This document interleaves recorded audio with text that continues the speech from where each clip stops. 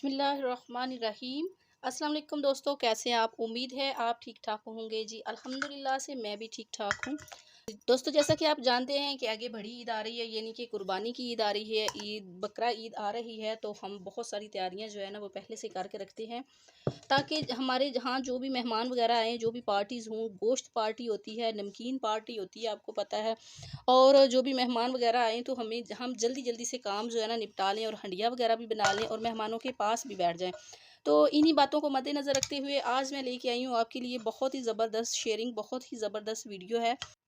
तो दोस्तों, ऑयल इतना होना चाहिए आपके बर्तन में, कनाली में, कि जितना कि आपकी मिक्सिंग अच्छे से हो जाए। अब हम छलनी लेंगे, छलनी के ऊपर हम मिर्चें डाल देंगे। सुरख मिर्चें हैं मेरे पास, मिर्चें थी जिसमें से मैंने थोड़ी सी निकाल के बाहर रख ली हैं। छानी हुई थी पहले से ही, अभी छानना बहुत ज़रूरी होता है चीज़ को। और बर्तन के अंदर जो भी आपने बर्तन लेना है उसके अंदर।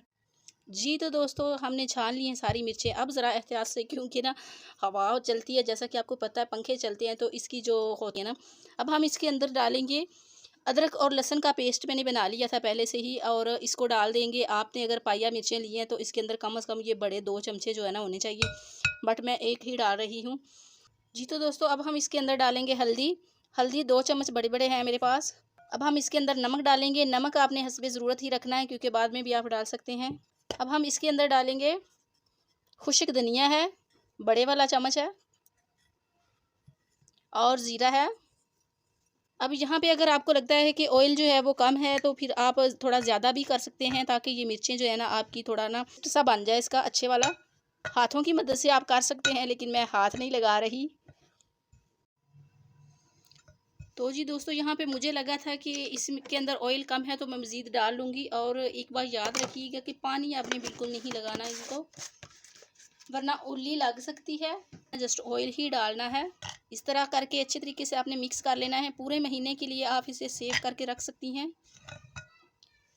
अभी से आप बना के रख सकती हैं, तो 10 दिन पहले आप बना के रख लें तो आपका काफ़ी टाइम जो है ना वो बच जाता है।